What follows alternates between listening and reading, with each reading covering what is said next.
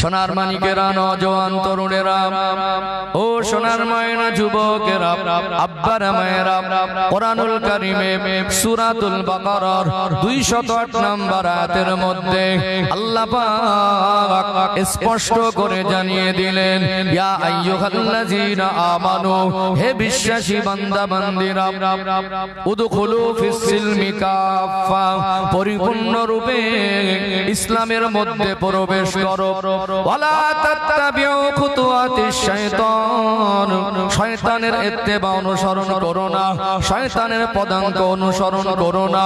ইন্নাহু লাকুম আদুউম মুবিন, নিশ্চিত রূপে সে তোমাদের চরম দুশমন। শয়তানের ওয়াসওয়াসা, শয়তানের পদাঙ্ক, আমাদের শয়তানের অনুসরণ ছেড়ে দিয়ে আল্লাহর কথা মতো জীবন যাপন করা দরকার আছে না নেই?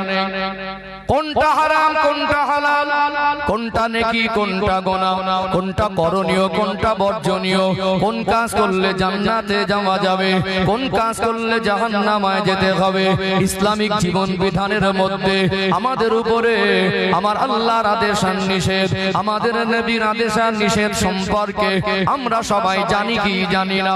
জানার পরে কেন মানতে পারছি না? এই কেন কথার উত্তরটা খুঁজে দেওয়া দরকার আছে না নেই? কেন মানুষ নামাজ পড়ে না? কেন সুদ ঘুষ বর্জন করে না? কেন আল্লাহর কথাগুলো আমাল জিন্দেগিতে বাস্তবায়ন করতে পারছে না? ওকে অপমান করে, ওকে নিয়ে অট্টহাসি করে, ওকে খারাপ বলে লাভ হবে না। যে মানুষটা হয়তো ইসলাম কি জিনিস বুঝতে পারিনি, হয়তো এটা আমাদের ব্যর্থতা, তার চিন্তায় চেতনায়, তার মনের মধ্যে, তার জীবনে আমরা ইসলাম পৌঁছে দিতে পারিনি। ওই মানুষটার ভিতরে ইসলাম নামক জিনিসটা পৌঁছে দেওয়া দরকার আছে না নেই? চলুন আর একটা আয়াত তুলে ধরি। কোরআনুল কারীমের 4 নম্বর পারা, 2 নম্বর পৃষ্ঠা, সূরার নাম হলো সূরা আলে ইমরান। এটা কোরআনুল কারীমের 3 নম্বর সূরা, অর্থাৎ 3 নম্বর সূরা, সূরা আলে ইমরানের 102 নম্বর আয়াতের ভিতরে আল্লাহ পাক স্পষ্ট করে জানিয়ে দিলেন, ইয়া আইয়ুহাল্লাযীনা আমানু, হে বিশ্বাসী বান্দা বান্দীরা, ইত্তাকুল্লাহা হাক্কা তুকাতি, তোমরা আমি আল্লাহকে ভয় করার মতো ভয় করো। ওয়ালা তামুতুন্না ইল্লা ওয়া আনতুম মুসলিমুন, মধ্যে যদি হয় পরিপূর্ণ মুসলমান না হয়ে মৃত্যুবরণ করো না। খুব গভীর মনোযোগ দিয়ে শুনুন, যারা ঈমানদার, যারা মুসলমান, আল্লাহ তাদের বলছেন, আমি আল্লাহকে ভয় করার মতো ভয় করো। আমরা মানুষ হিসাবে যতটাই খারাপ হই, আমাদের যদি ভালো হওয়ার চেতনা জাগে, আমরা যদি ভালো হতে চাই, ওই মানুষের জীবনে, মানুষের ভিতরে আল্লাহর ভয় নামক জিনিসটা যদি না থাকে, ওই মানুষটাকে ভালো হওয়া কখনো সহজ হতে পারে না। পারে কি? আমাদের কখনো মন চায় আমরা ভালো হব। আফসোস হয় যদি সবাই নামাজি হয়ে যেত, পর্দানশীল হয়ে যেত, সবাই যদি ইসলাম মাননেওয়ালা হয়ে যেত, ভালো হতো না? কিন্তু ভালো হতে পারছে না কেন? এর একটা অনেক কারণ আছে। একটা কারণ হলো অন্তরে আল্লাহর ভয় নামক জিনিসটা উঠে গেছে। কথা কি বুঝতে পেরেছেন? আল্লাহ কেন ভয় করার মতো ভয় করতে বলেছেন একটু ব্যাখ্যা দেই, দরকার আছে না? ও ভাইজানেরা, সোনার মানিক যুবকেরা, আব্বারা মায়েরা, আল্লাহ পাক কেন ভয় করার মতো ভয় করতে বলেছেন একটু ব্যাখ্যা দেই। দেখবেন আমরা মানুষ কখনো কখনো মাঝে মাঝে আমরা শারীরিক ভাবে অসুস্থ হয়ে পড়ি কি পড়ি না? হঠাৎ জ্বর হলো, মাথার যন্ত্রণা হলো, পেটের মধ্যে জ্বালা যন্ত্রণা শুরু হয়। এক সপ্তাহ যদি জ্বর না কমে, 1 মাস যদি পেটের মধ্যে জ্বালা যন্ত্রণা না কমে, টানা 10 দিন যদি মাথার যন্ত্রণা না কমে, যখন আমাদের কোনো কঠিন বা জটিল রোগ হয়, আমরা কি চুপ করে বসে থাকি না চিকিৎসা করি? কি করি?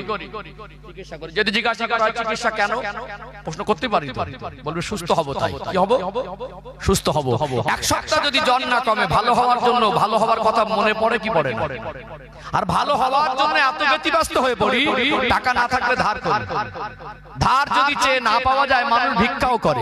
5 লাখ টাকা খরচা, অত ধার দেবে কে? অনেক সময় মানুষ সাহায্য চায়। তাহলে ওইটা সাহায্য কেন? ডক্টরখানা যাচ্ছেন কেন? চিকিৎসা কেন? সবই কিন্তু সুস্থতার জন্য। এক সপ্তাহ মাথার যন্ত্রণা হলো সুস্থতার জন্য, কতবার মনে পড়লো কখন ভালো হবে। এক মাস পেটের মধ্যে জ্বালা যন্ত্রণা কমে না, কতবার মনে করছে কখন ভালো হবে। একটা ডক্টর দেখাচ্ছে, ঔষধ দিল, মাঝে মাঝে কনফিউজ হয়ে যায়, মনে করে ঠিক মতো ঔষধ হয়তো খাচ্ছি না বা দিতে পারছে না, এই ডাক্তারটা মনে হয় ভালো না, আবার পাল্টে দেয়। তার মনে কি সুস্থ হওয়ার জন্য ব্যতি ব্যস্ততা দেখা যায় কি যায় না? ব্যতিব্যস্ততা হয় না? মানুষের শরীর অসুস্থ হলে চিকিৎসার জন্য, সুস্থতার জন্য ব্যতিব্যস্ত হয়ে পড়ে, কিন্তু মানুষের মনুষ্যত্ব যখন খারাপ হয়ে যায়, আখলাক চরিত্র যখন খারাপ হয়ে যায়, ঈমান আমল যখন খারাপ হয়ে যায়, ওই মানুষটা যখন তার নীতি আদর্শ খারাপ হয়ে যায়, ওই মানুষটার ভালো হওয়ার জন্য কোনো ব্যতিব্যস্ততা দেখা যায় না। যায় কি? এক সপ্তাহ বেনামাজি, কিন্তু একবারের জন্য তার মনের মধ্যে চেতনা তৈরি হলো না যে আমাকে নামাজি হতে হবে। একটা মাস চলে গেল, আমার রব আমার আল্লাহ আমাকে 150 বার ডাকছেন, হাইয়া আলাস সালাহ, বান্দা নামাজের জন্য এসো, হাইয়া আলাল ফালাহ, বান্দা মঙ্গলের দিকে এসো। এই একটা মাসে আমার আল্লাহ আমার রব আমায় 150 বার ডেকেছেন, কে আমাকে ডাকছেন ভালো হওয়ার জন্য। তারপরে আমি ভালো হওয়ার জন্য একবার মনে করতে পারলাম না আমার ভালো হতে হবে। এই এক মাস যদি জন না কমতো, কতবার মনে করতো আমার কখন ভালো হবে, মনে করতো না?